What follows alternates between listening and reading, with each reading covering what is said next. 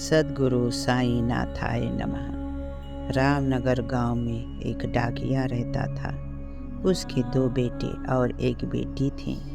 डाकिया एक साईं भक्त था और उसकी बेटी, जिसका नाम लक्ष्मी था, वो भी अपने पिता के साथ साईं बाबा की पूजा आरती किया करती थी। लक्ष्मी की उम्र 17 साल की थी। पिता को उसकी शादी की चिंता होने लगी थी। डाकिये के एक नज़दीक रिश्तेदार ने लक्ष्मी के लिए एक रिश्ता बताया। लड़का शहर में रहता था। उसका नाम रामू था। उसके परिवार में उसकी माँ, पिताजी और एक बहन थी। बहन की शादी हो चुकी थी। डाकिये को रिश्ता पसंद आ जाता है और बेटी की शादी कर देता है।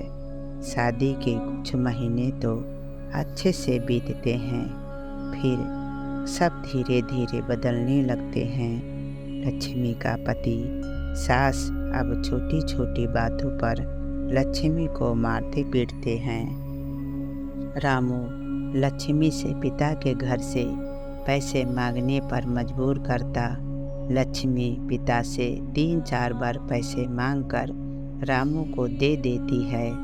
एक बार जब रामू फिर से लक्ष्मी से पैसे मांगने को कहता है, इस बार लक्ष्मी पैसे मांगने से मना कर देती है और कहती है, पिता के पास इतने पैसे कहाँ से आएंगे और उनका भी तो परिवार है। ये सुन रामू और उसकी माँ दोनों लक्ष्मी को मारने पीटने लगते हैं और घर से बाहर निकाल देते हैं। अब लक्ष्मी कहाँ जाती? घर से कुछ दूरी पर एक साईं मंदिर होता है। लक्ष्मी उस साईं मंदिर में जाती है और बाबा से सारी बातें करती है। बाबा से मदद मांगती है। रोते रोते उसे आँख लग जाती है और वो बैठे बैठे सो जाती है। इधर रामू की बहन, जो ससुराल में रहती थी, घर पर आ जाती है और फूट फूट कर रोती है।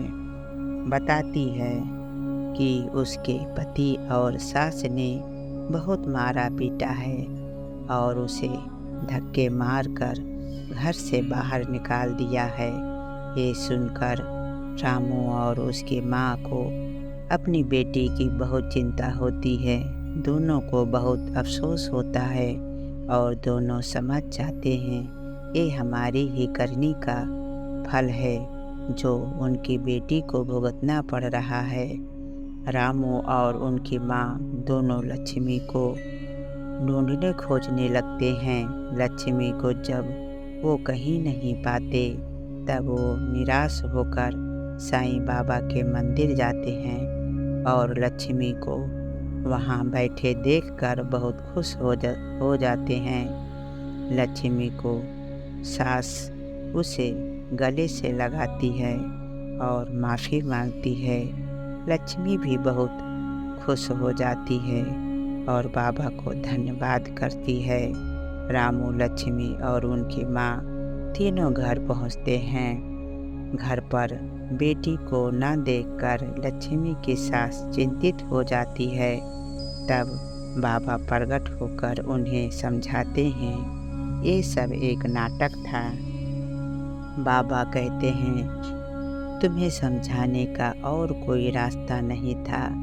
साईं कहते हैं जब तुम किसी की बेटी को बहू बनाकर घर लाते हो, तब ये कैसे भूल जाते हो कि वो भी किसी की बेटी है। उनके भी माँ बाप हैं और उन्हें उतना ही प्यार करते हैं जितना कि तुम अपने बच्चों से करते हो। ये सुनकर रामू और उनकी माँ दोनों बाबा से माफ़ी मांगते हैं और दोबारा ये गलती न करने का वादा करते हैं। तो मेरे साईं के लीलाओं का कोई भी अंत नहीं है। बोलो जय जय साईं, हर हर साईं।